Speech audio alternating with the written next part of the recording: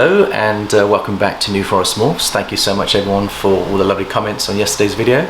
We enjoyed doing the feeding, and it's always a thrill to see your animals feeding aggressively, and we had a very successful session yesterday. Jared managed to feed 100% of the hatchlings and 100% of the sub-adults, all 8. So he's got 100% record on that. That's the second time you've done that, isn't it, Jared? Yeah. It's really good. It's so encouraging when you see all your hatchlings feeding every week and they're all growing and progressing. We'll give you a quick update on those. I wanted to let you know our system for controlling what's fed and what hasn't fed, because if you spend an hour feeding 120 animals and you're tired at the end of it, the last thing you want to do is then go through each individual record to record what's happened. So Jared's designed a spreadsheet that we do the following day, and a method. Jared, just talk us through the method that you've got to maybe simplify the recording of the feeding. Sure. So what we've done is we've got each of our snakes labelled out. I'll give you an example here. So we've got the number 81, we've got what they are and their name. We've got that for every single snake that we have, and I have that all done in the database. So we mainly go off of the numbers. So what we do is if they eat, great, we leave it. If they haven't eaten, we put a little black tag on like this. So this means they haven't eaten for some reason. And I come back the next day and I write down all the numbers that haven't eaten. So 101, 13, 48 and so on and so forth. Then what I do is I take what I've written down over to the computer here and I put it in. So I've just finished doing it now. We've got all of our numbers and each number represents a snake. So we'll get 113 for instance. We can see they've eaten rat fluffs, rat wieners, Maltese, rat wieners. And to make things even more easy now, I've just changed it to RW initials, but you can do it however you like it. We've got sex, the morph, the genes inside of it, parents, when it was born, and where we got it from. We just do that for each of our snakes and it makes life a lot easier. Yeah, so Jared, that takes you about 10 minutes the following day to do all that, and when you're recording 120 snakes, that's pretty fast. Yeah. There are other ways that you can do it, and you'll notice that I think we're looking at Balls to You just recently done a facility, and I've been looking at one of Gavin's videos. I noticed on his rubs he's got a barcode, which we might have to get into that idea, Jared. I like it because as your collection gets bigger, if you put a barcode on each of your rubs and you get one of these guns, obviously you don't use a temperature gun, but you'll get a similar gun to that, like you go in a supermarket, you know, when you're buying stuff, and you're almost doing your own shopping and you're just scanning everything you're buying, so when you go out of the till, everything's already recorded, which is really clever. Well, someone's come up with the same idea in the snakes, that they have a barcode on each snake which records eating, shedding, pooing, breeding, and it's literally pointing the gun, and the gun, I don't know how they do it, they use special software. We're going to have to investigate this, but anyone that's growing a big collection hasn't got time to spend hours and hours and hours recording everything. I think that's a great idea, and I don't think it's that expensive. Yeah, we'll have to look into it. So we're going to look into, Jared, as we grow our collection, and so that's one idea. Thank you, Jared, for setting up our very simple system. So we're using green tags when they shed, so you'll notice that anything that hasn't eaten has often got a green tag, meaning that the girls. Let's have a look at this phantom here. I'll give you a classic example. She didn't eat. She normally eats very aggressively, doesn't she, Jared? Yeah. But look how deep shed she's in. And the reason they don't eat in shed normally, Jared, is because... Why do you think? Oh, you're asking me? Yeah. I thought you were about to give a reason. I was thinking, you gotta tell everyone? No, I think part of it is when they're in shed, see their eyes are blue, they can't see very well. So I think maybe that's part of it. The other part of it is they're preoccupied shedding and getting that excess skin off, and it's a lot easier to do when they don't have a meal in their stomach. Absolutely. So they are capable of taking something else in, but they're sensible enough to know, a bit like us really. And I'm sure everybody during Christmas never overate. Never. No overindulgence. I certainly didn't. No, Jad and I, as you can see, we're nice and slim and slender. We didn't eat any chocolate, hardly any indulgences, Jad. Would you agree? No, not at all. 100% vegan for me. I'm sure all of us are getting on that. Problem is, in this country, our Prime Minister yesterday just announced that we're in total lockdown. I mean, the virus over here is just going through the roof. And we know people, friends and family, who actually caught with COVID. And I'm back in my main practice business as a chartered accountant, and I've spoken to 3 or 4 of my clients as I've been back from holiday. And I'm just alarmed how many of my clients' connections have caught COVID. It's a real threat, and we need to take safety precautions. So keep safe out there, everybody. We're doing online shopping. We're going to order some more bowls. Mandy used to go and pick them up. We're now going to get someone to deliver to the door. Amazon and other delivery companies are pretty good at delivering stuff to us. We just run out of all our food, so we've also placed an order for food and t-shirts today. We've had a proper admin day, and we're ordering some large t-shirts, and you'll be pleased to know we're going to order some small. We've ordered some small t-shirts which are going to be designed for younger children as well. So we've got a few children that are into the hobby, and we feel that we need to maybe send them a t-shirt or two as well. So we're going to get some smalls, extra large, large, extra large. And we're testing out a few other items as well. We've got some hats coming in, and we'll see how they look. Yeah, he's placed an order on some baseball caps. If you want to get into some of our merch, I keep on calling it merc. Maybe I should buy myself a Mercedes. But merch. Yeah, is that what you call it? Merch. Short for merchandise. Yeah, you can see I'm a bit naive when it comes to selling merchandise. It's not really the thing that I've ever done before in my profession, but I don't even know how to pronounce it. But Jad's going to take care of that, and he's going to take care of any orders. If you want to buy a t-shirt, I think we'll probably sell them for about £10 each, somewhere around about there, plus shipping. And we'll put probably a catalogue out on the Instagram. Jad will do that when they will come. Yep. But we're going to give you guys plenty of opportunities to win them. We appreciate all the love and support. We've hit 300 subscribers last night. I was in bed. Now, of course, the Americans in the US wake up 7-8 hours after us. Of course, we're in bed thinking that, I've had all the feedback on my video, which I appreciate, and I wake up in the morning and I get a lot of the US subscribers who have been reviewing, coming home from work, and they look at our videos, and lots of great thumbs up and some lovely comments. So keep those comments coming. We love them. It motivates us to do these videos, and we really appreciate your love, support and concerns, and also some of your questions. And we welcome all the new subscribers to our channel. We're going to do another competition, Jared. We promised we'd do one on the 300. We've hit the 300.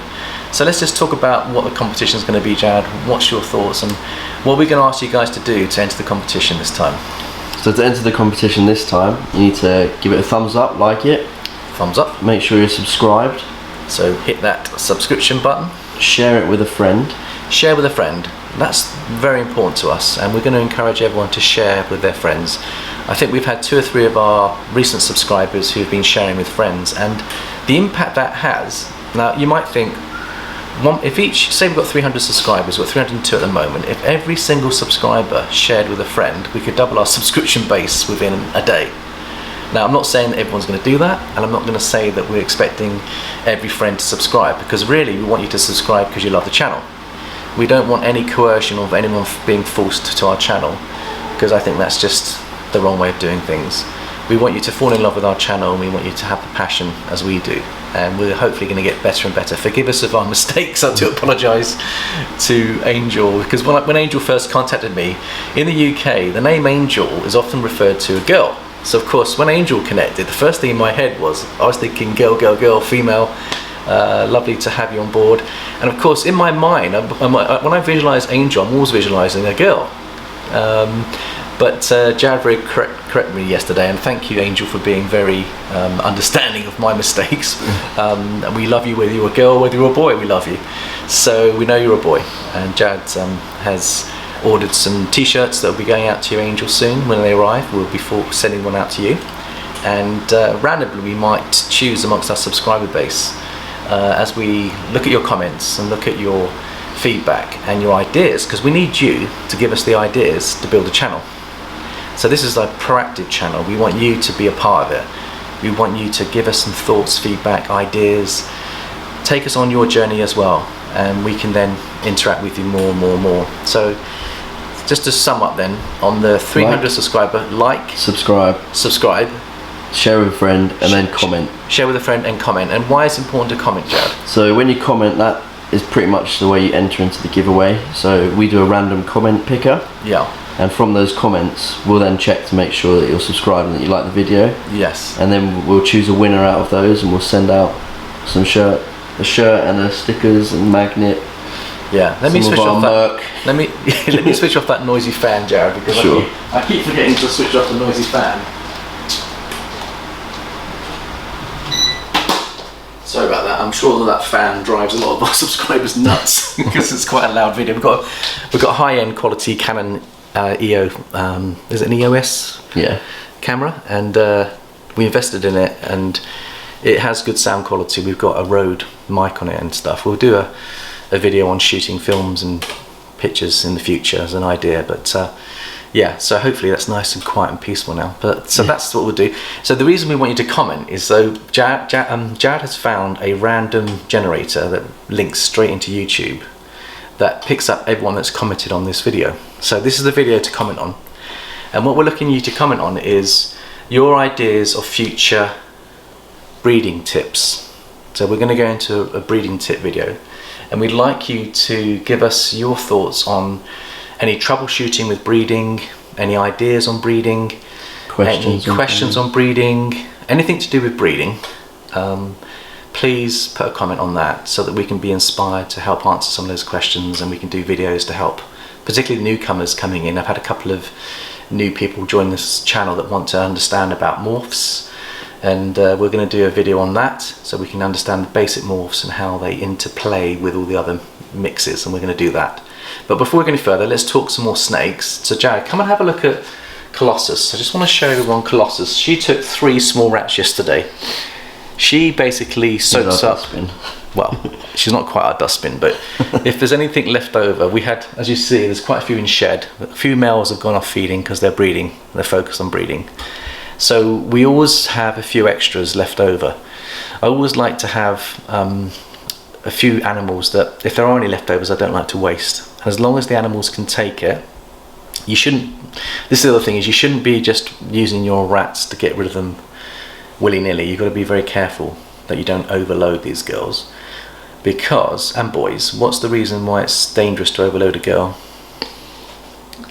Well, I don't know, I assume because it's like humans, you don't want to overeat, you get sick if you overeat. So. Yeah, you don't want a fatty snake. I mean, you don't want a fat person really, but you want to be lean and mean really, or you want to be muscular and you want to be fit. So we put a lot of food into the girls during the breeding season because they want it, because they know they're going to go through a hell of a journey giving us those eggs, and they can lose up to 1/3 of their body weight, even half sometimes. So they go into this amazing feeding frenzy, and we've experienced it over the last couple of months, haven't we, Jared? Our food bill's gone up. We're spending £500 a month at the moment on food. And I do like Angel's idea of actually starting to breed those Maltese. So she's going to... So I keep on calling you she, Angel. I've got it in my head. So he's got... I'll correct him, don't worry. He's old. So he's buying a 7 rack system for breeding. And I'll be very interested to know anyone else out there that's breeding their own Maltese or rats. I've actually got an opportunity to do it ourselves here. I spoke to Jared about it, and we've held back because there's a lot of work here, and it's easier for us to get in frozen, defrost. But as our collection grows and the outlay goes up, we're going to have to consider it, I think. So we'll keep you posted with how things go. But we're very interested, Angel, to see how you get on with your project. Keep us posted. Let us know the time and the commitment involved, the quality of what you're doing, and how it impacts on your collection, and we can maybe share that with the community. So thank you. So back to Colossus. Here she is. Now she's very content. I love the day after feeding because we've done very little cleaning. Everyone's already pooed prior to feeding, except for 1 or 2 animals. There's Colossus. Now, she would normally be gagging for food, but she's got 3 small rats in her. And look how content she is, Jared. We're looking at getting her a bigger tub, bigger rack, maybe with V70s or something. Yeah, but we've got some bigger rubs in the house that we're going to bring in, aren't we, as well? But if you look at the width of her, look at the girth of her, Jared. I mean, that's thicker than my leg. She's a big girl, isn't she? Yeah. Yeah. So hopefully she's going to go for us. She has locked to the Ultramel. She's a pet Ultramel, and she's locked to our Mojave Ultramel Titus. Going to try and produce some more babies. But anyway, I just wanted to show you the contentment of the animals once they've fed. Let's have a look at a few more, Chad. So here we have our yellow-bellied pied ray. We've not put a male to her yet, and the reason why we haven't put a male to her is she went late for us last season. I didn't want to rush into hooking her up until she got back up to condition. And today we're going to talk about when girls are ready and when boys are ready, Chad. So what are the kind of things you look for before you choose a girl and pair them up. What kind Well, of? she's a good example. Okay. So you want to make sure that they're a good chunky size to them. Mm-hmm. Well, sorry, first things first, make sure that they're at least 1500 grams. Mm-hmm. Make sure that they're mature as well. So we usually wait at least 2.5 years, 2 to 3, Yeah. before we start breeding them, because we want to make sure they're sexually mature as well as big enough. Yeah. Then you want to make sure that they're not just a long, thin snake. You want to make sure that they've got some fat reserves, so that when they do produce eggs, they don't just dwindle down to nothing. Yeah. So we've weighed her, and she did lose about 700-800 grams when she gave us eight eggs last year, and she's been responsible for giving us our favourite pumpkin pies. So she's dear to my heart. I'll grab one of her babies. Yeah, show one of the babies. Obviously, maybe be careful as you're handling Jad, because they're just fed. But yeah, you want to put a baby next to her. That's one of her babies. Yeah. So her baby's coming on really well. 6 months old now. Yeah, they're getting big. And she must be nearly, what, 400 grams, that one? Yeah, I think so. And what did that take last night, that one? That's on rat weaners now. Rat weaners, that took a rat wiener, which is great. When your hatchlings get to rat wiener size, they're going to start to pack on weight. Yeah. So that's an example. So she isn't quite ready yet, is she, Chad? Because I'd like her to be a little bit more plump than that. Yeah. I mean, I've checked her belly. Always look under their belly. If they've got any hollow, I would hold back. If they filled out and they're looking full and they're looking in great condition, normally takes 3 to 4 months for me, maybe even longer than that. So she gave us a clutch back in, what was it, July? And we're now in January, so that's 6 months. So it's taken her 5 to 6 months to get back into condition. She's almost there. We are holding back because we've got Bowser. Now if you look at Bowser, who's our lavender dreamsicle, he ate, what did he eat last night, Jack? He's on weaners as well. Yeah, he's pooed on his head, unfortunately, with to give him a clean, but he's big enough to breed. He's about 650, 700. Yeah. But he hasn't locked yet. We tried him out to see whether he would lock. He hasn't He's not learned. mature enough. So even though he's physically big enough, he's too young. Yeah. You know, so I would say a year normally is about right, and he's probably, what, 9 months. So he's probably needs another 3 months. Yeah. Yeah, so I think he was born in April. He's 8 months old and he's got up to nearly 800 grams, which means he's eating well, but he's not sexually mature. So it isn't just about what it looks like, the animal. You've got to check. Now we wouldn't do it today because he's fed, but you can actually check for sperm in a male. And a lot of people, what they do is they actually try to see whether the male's producing sperm before they even think about locking. And that's something which some people choose to do. I don't think we do that, do we, Jared? No, I've done it once Yeah. or twice, but not on purpose. I've done it just to make sure that they're definitely a male. Yeah. And if they have sperm, then... Now, you might know King Austin, who's on Billy's channel, Mutation Creation, and I watched some of his videos, and he did a really good video about how he goes about pairing. Now, believe you me, he does a lot of pairing. And what he does is he checks all his males, he takes out some sperm, and then if there's sperm on his finger, he puts the male in with the female, and you always do it that way. You never put a female in with a male. And what's the reason for that, Jared? Territorial. They're territorial. So a male will hunt out a female in the wild. It's not normally the other way around. And normally a male would pick up the hormones of the female and go into her lie, and then he would then be invited in by her. And if she wasn't having it, normally females are much bigger than the males. If the female wasn't ready, she'd soon let him know. And there'll be a different kind of banging. It won't be the banging that you expect. It'll be all hell could break loose and get out of my life kind of thing. But I think what King Austin shows us is that rather than waste the sperm on his finger, he puts it actually on the female. Then he puts the male in, and the male smells that sperm. He even has another trick where he actually gets sperm from another male, puts it on the female, and when the other male goes in, he gets competitive and thinks, hello, there's another male in the vicinity, I need to do the business, and that can activate a male into action. So one of your best ways of getting a male to go, if you like, is to actually have lots of hormones going on in your facility.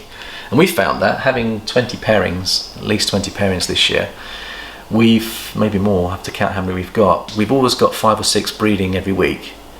And that creates hormones, and when hormones come with me, Jad, I'll just show you something where we've got some males that are gagging to breed at the moment.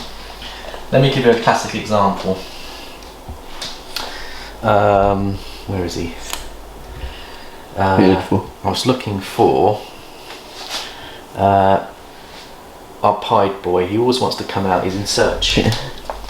Kylo, this is Emily's favourite. Look, he wants to come out straight away. Now look, every day he wants to come out, and guess why he wants to come out, Jad? To find a female. He's looking for a girl. We need to find him a woman, that's for sure. And also, Emily's very good. She's tamed this one up. He was a little bit of a pistol when we got him, but now he's a gentle heart. He's beautiful, but he will smell any woman in the vicinity, and he'll want to go. And he has the desire to put his genes into a girl.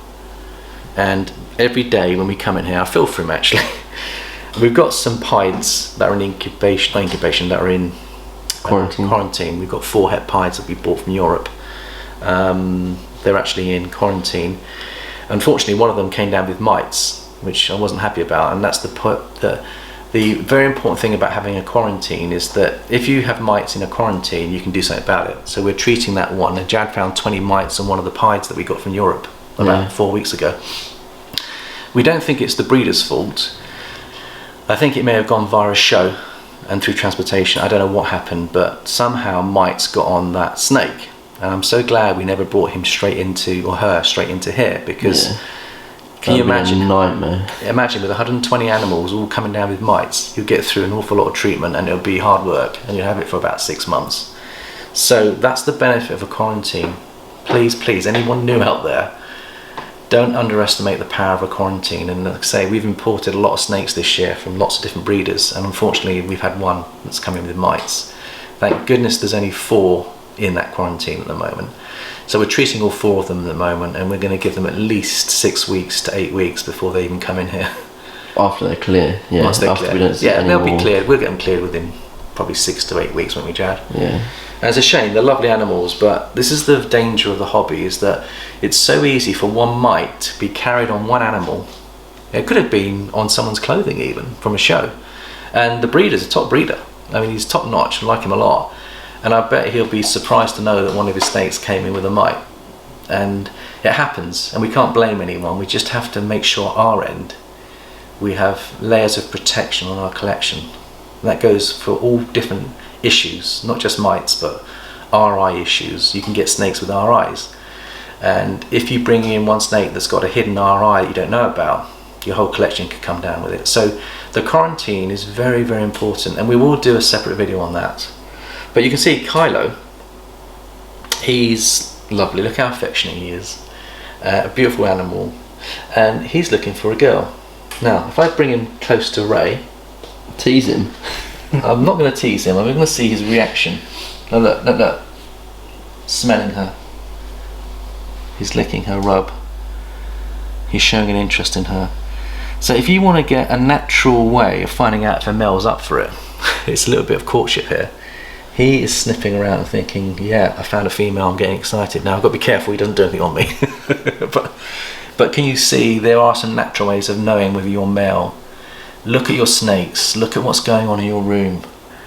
Look at what hormones are happening. If you've got males gagging at the front of the rubs to get out, believe you me, they want to breed most of the time, or they want some affection. Or your husbandry's well off. Or your heat, yeah, if you've got too much heat in your rub and they're at the very front, they're trying to get out because they're baking in there, so you've got to adjust your temps. But look, I'll tell you what we do. He wants to stay with me. So what I'm going to do is I'm going to have him stay with us while we do the video. Now, hello Kylo. Are you going to stay with me? Yeah, you come and have some play with me. And I was going to just show you 1 or 2 other snakes to show you their contentment. Now, let's go to some of our sub-adults, Jad. So Mango, she featured on yesterday's video. She took a small rat. She's one of my favourites. Now look at her, Jad. She weighs about 1,000 grams right now. Not even that, probably 800. Would you say? Yeah. Nowhere near ready to breed. And I would give her another 6 months at least. Would you, Jad? She'll be ready next season. Yeah. So one of the breeding options you've got is people do seasonal breeding and people do all year round breeding. So we're going to do a video about the pros and cons of those two options. We last year were very blessed because we had a spring breeding session and we had an autumn session. We actually had a double dose of eggs, really, because some of our gills went very late in the season, which was great because the excitement of, hello fella, he wants to kiss me, the excitement of actually having eggs hatching is what it's all about. I can't wait to get some eggs on incubation, and I can't wait to see them pipping, because it's that excitement, isn't it? So wouldn't it be lovely if you could have eggs being produced throughout the year and you have that excitement? And Jad and I missed that. We missed the fact that the incubators are actually on, and we're looking forward to that happening. Yeah. So yeah, so I think when you're making a choice on breeding, you want to make sure that the females are definitely up to size and up to speed. So Jad, let's go to the table. We're going to go through some ideas. We're not going to discuss everything today. We're going to plant some seeds of interest, and then we'd like you to pick out of these topics and any other topics we've missed as part of the competition what we're going to discuss over the next 3 months. It's all about breeding, and let's have a little look and see what we've got.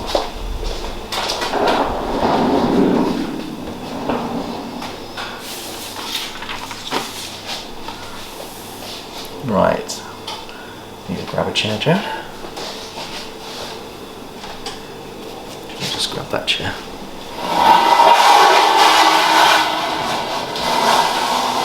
So these are the ones that I was thinking about.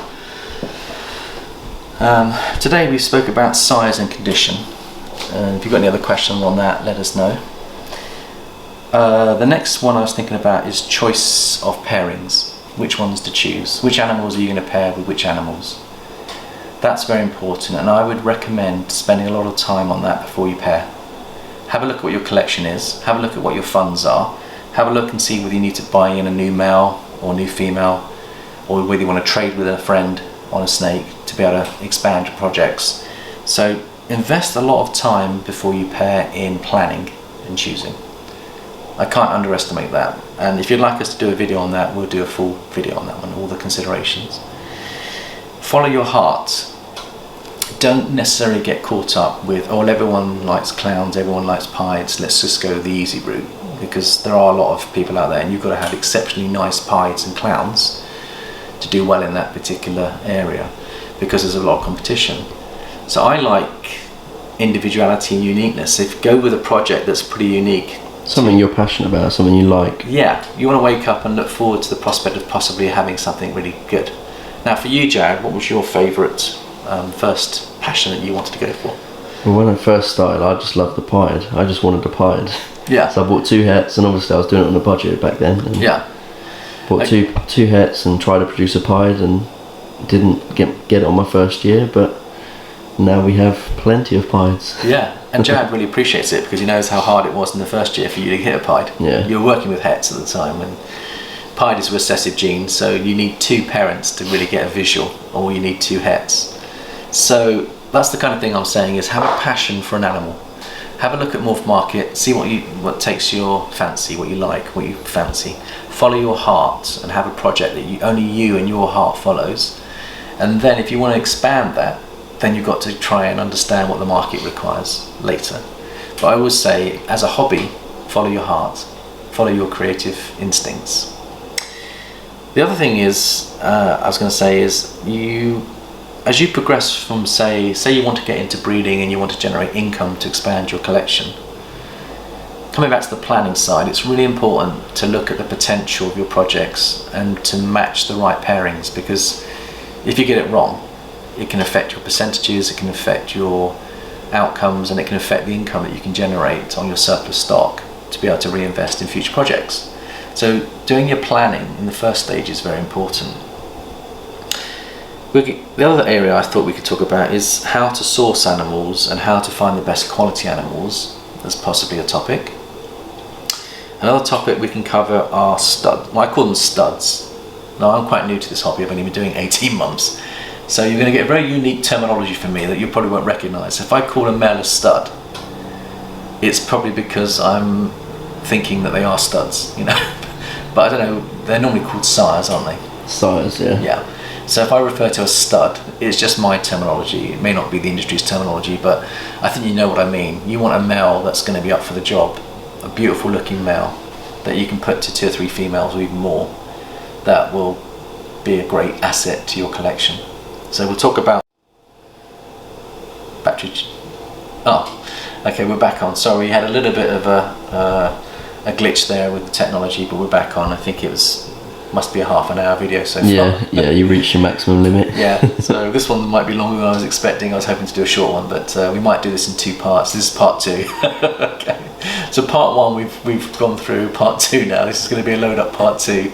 We got 2 ideas for topics to discuss on the channel, breeding topics. So we got to studs, and studs would be a good topic to discuss. Then we've also got things like rotations. And what is a rotation? When do we use the rotations? How are they best planned for and used? Breeding rotations we're talking about. We're not talking about me rotating here, although I'll do a little spin for you. We're talking about breeding rotations, Jared, aren't we? Yeah. And how to record and how to plan. So there'll be a little bit of boring accountancy in here probably. Backup males. Why do we use backup males?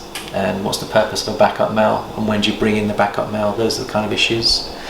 Percentages and outcomes, because I just love the math side of this, which is working out your probabilities and how to project that forwards, how to max your probabilities, how to reduce your exposure to risks of breeding. So we're going to talk about lethal and dangerous genetics, which animals you should put with each other and which ones you should avoid. I think that would be a good topic to avoid kinking and duck billing. So a little series on how to overcome genetic issues. I think we're going to talk about timing, which will be like the weather, the time. For example, most of these animals have been feeding. Now Kylo didn't feed, he hasn't fed for a while because he wants to breed, bless him. He hasn't bred yet, but he'll switch off with all the other males even if he's not breeding because he wants to breed. And he'll be fine in about a couple of months. He'll be back on food, so I can handle him safely knowing that he's not going to regurgitate. But you wouldn't put a male in with a female. There's no way we're going to be pairing up. You might see a couple of pairs out there that we hadn't fed because they were hooked or locked, and we've had some success this week, haven't we, Jad, on a couple of lockings. Yeah. And I think the Joker Batman project and the Dinka Spot Nose locked this week, Jad, which was good. And what was the other one that locked? I think the Killer Clown project locked, so there was the Pastel Clowns locked, and I think there was also Cookie and the Albino locked. That's the one. Yeah, so we've had 3 lockings in the last 3 days. We're going to give them a couple of days to rest from their feed. It takes about 48 hours to digest their food. What you don't want to do is have regurgitation. So if you start breeding a day after they've fed, you're going to have problems. Potentially. Potentially. So what I would say is give it at least a 2-day resting period. Don't even touch your animals really. You should let them rest. Stay on that heat mat. Let them digest. We'll talk about resting and rebuilding animals, and we'll talk about sheds. Sheds can impact on your breeding, so can resting and rebuilding animals that have just gone. We can also talk about the advantages of buying in adults as opposed to growing on hatchlings as part of the breeding process. We'll talk about all year round breeding and seasonal breeding. We'll talk about making it manageable for you, because the other thing is you don't want to get too big that you're pulling your hair out. You've got to clean them and look after them, manage them and feed them. It takes time. So start small and build and see where your capacity is going. So we'll talk about that. We'll talk about when to use hets and in what combinations, and when to use visuals, because there are plenty of reasons to use hets. Never underestimate the power of a het. We also talk about how to prove an animal and why it's important to have single genes as opposed to combos, because having a few normals in your collection is a great idea. Even though you might think, well, why do I want so many normals? But a lot of top breeders use normals to prove out animals, and we can talk about that. We can also talk about how to go about creating new genes. We've never done it, but we'd love to. And it's a long, costly process. Could take 5-10 years, normally about 10 years to get a new gene. 5 to 10 years, and a lot of breeders have tried it and not been successful, and they know it takes a lot of time and they give up on it. But I think that's another interesting part of the hobby, that you may want to be the world's first to create a gene. So we know there's 133 genes out there, and there's I think 150 trillion possible combinations, if you can get your head around that at the moment, and there's new genes being discovered every day. So we'll talk about going for world's firsts and going for world's bests. And there's two different ways of going if you want to go that route. So that's really about it, proving out, looking at all the different genes. I probably have missed loads and loads of stuff. We're going to get a couple of collabs coming soon with some top breeders giving their ideas and their thoughts, and that'll be really interesting to do that. But please do feel free to put a comment in. Let's get the competition going, and we appreciate your love and support. So just to recap, 300 giveaway subscriber. Please Like, share, subscribe, comment on this video to enter the competition, and then we'll give it, should we say, a week? So we'll probably do it, where are we now? We're now on Tuesday. Let's do it not this Friday, the Friday after. Yeah, we'll So probably almost 2 weeks. We'll give everyone probably about 10 days, so a week Friday we'll do the draw. Good luck everyone, thank you so much for joining us on this journey, and we shall see you next time. It's goodbye from Jared, goodbye from me, and goodbye from New Forest Morphs. Alright, let's see if these two are locked. We've got an albino leopard het pied to a pied het albino. Oh yeah, lovely. There's a lock in there, just behind his head. So that should be nice. Hoping to get some leopard albino pies out of this lot. So he's doing a good job. Nice and dirty in there. Right, the next ones are bamboo. It's banana, so they're not locked. But we'll leave them in a bit longer. And the last ones we're going to check are spot nose to the clown. Right, it's a big bundle, but I think I can see a lock in there. Potentially. I don't know if you can see just in there where the tails are crossed over. I think that's a lock, but we'll check again when they're open. Lovely.